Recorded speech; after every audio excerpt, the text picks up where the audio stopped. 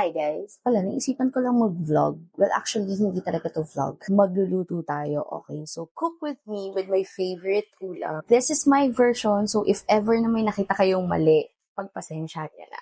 Let's start!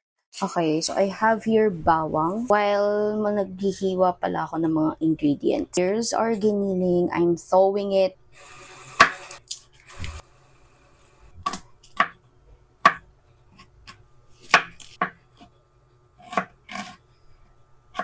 I have here potatoes.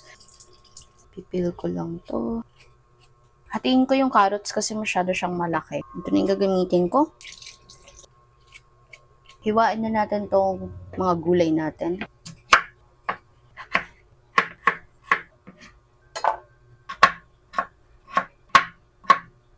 Next natin, carrots.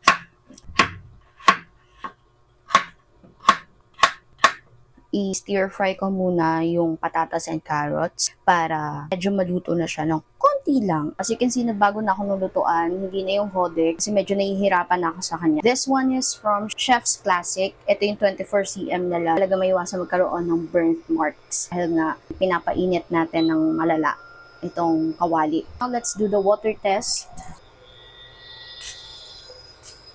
Nalagyan ng mantika. Patatas muna. Ahon na natin siya and then lagyan na natin yung carrots. Lagyan ko lang ulit ng konting mantika. Okay, so tapos na tong carrots. Let's put onion. Sunod ko na yung bawang.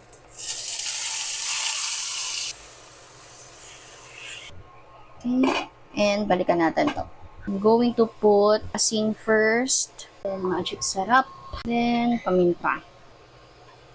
Tapos, lalagyan natin ng toyo. Muna natin siya mag-sit ulit for few minutes. Now, let's put the carrots first. Then, potatoes. Pag-iisahin ko na, guys.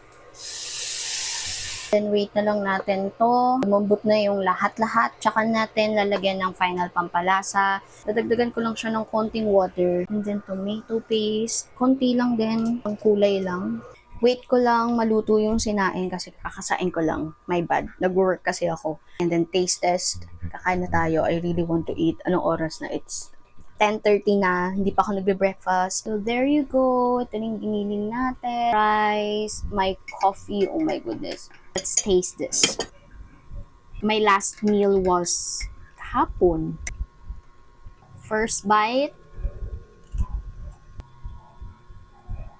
OA kung OA, pero ang sarap. Ang OA. Kaya ang sarap niya. Okay. Gusto ko na kumain, kakain na ako ng matino. Thank you so much for watching. See you guys on my next Cook With Me video. Bye-bye!